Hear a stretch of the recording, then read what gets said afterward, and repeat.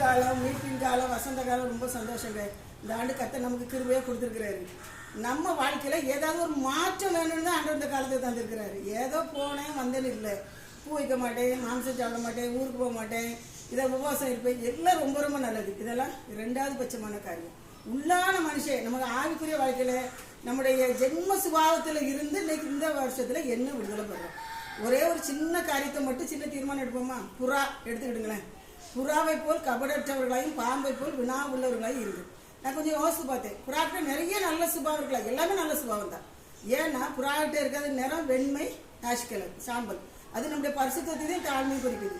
அப்புறம் அது கண்ணு பாருங்க, எப்பொழுதும் கண்ணீர் நிறைந்ததாகவே இருக்கும், கூவிக்கிட்டே இருக்கும். அப்போ நம்முடைய வாழ்க்கையில இந்த லெந்து காலங்களில் நம்ம ஏற்கனவே செஞ்சுக்கிட்டு தான் ரொம்ப சந்தோஷம். செய்யலைன்னா கொஞ்சம் புதுசாக கொஞ்சம் பிரயாசப்படுவோமே. நல்லா ஜெபம் பண்ணி, கண்ணீரோடு ஜெபம் பண்ணி, நம்ம தாழ்த்தி நாமே ஆண்டவர் சமூகத்தில் அர்ப்பணிப்போம். அப்புறம் அது வந்து குப்பையே கிளறாது, தானியத்தை மட்டும்தான் சாப்பிடும். இன்னைக்கு கிறிஸ்தவர்களாக நாம, தேவ ஜனம் என்று சொல்கிற நாம, நாங்கள் ஆண்டோடைய பிள்ளைகள் ஊழியர்கள் என்று சொல்கிற நாம குப்பையும் கிளறுகளாக இருக்கோம். ஆற்றுல ஒரு கால், சேத்துல ஒரு கால். இந்த மீட்பின் காலத்தில் இதை கர்த்தர் வெறுக்கிறார். அன்பானவர்களே, வெளிப்படையாக நான் ஒன்றும் செய்ய மாட்டேன், ஒன்றும் செய்ய மாட்டேன்னு சொல்றதெல்லாம் அது ஆப்ரேஷன் சக்சஸ், பேஷண்ட் அவுட்டுங்கிற கதையில் ஆயிரும். அப்படி வரக்கூடாது. ஆத்மாவில் பலன் அடையணும், ஆத்மாவில் மாற்ற, சுபாவத்தில் மாற்ற வரணும். அது மாத்திரம் அல்ல, இந்த புறாவிட்ட காணக்கூட காணும், சண்டை போட்டுகிட்டே கிடக்காது, எங்கேயுமே சண்டை போட்டுக்கிட்டு கிடக்காது. அது மாத்திரம் இல்லை, அதுக்கு ஒரு பித்தப்பை கிடையாது. எனக்கு ரொம்ப ஆச்சரியமா இருந்துச்சு. பித்தப்பை கசப்பு உள்ள பை. அந்த மற்ற பறவைகளுக்குள்ளெல்லாம் இருக்கலாம், ஆனால் அந்த புறாவுக்குள்ள கசப்பான அந்த பை இருக்காதான். நம்முடைய வாழ்க்கையிலையும் இந்த மீட்பின் காலத்தில் ஒரே ஒரு காரியத்தை, இத்தனை சுபாவம் இருக்குது, இன்னும் நிறைய உங்களுக்குலாம் தெரிஞ்சிருக்கும். அதில் ஒரு சுபாவத்தை மட்டுமாவது நம்ம ஃபாலோ பண்ணுவோமா? இந்த கசப்பை மட்டும் எடுத்து போட்டுருவோங்க.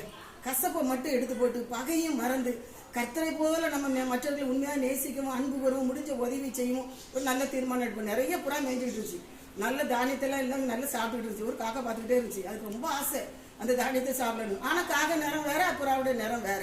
நம்ம போய் அங்கே உட்காந்துக்கிட்டு இருந்தால் எல்லா புறாவும் நம்மளை விரட்டிருமேனு ஒரு பயம் வேற. உடனே யோசிச்சு குப்பையில் போய் அது என்ன செஞ்சிச்சு, நல்லா புரண்டு எடுத்துச்சு.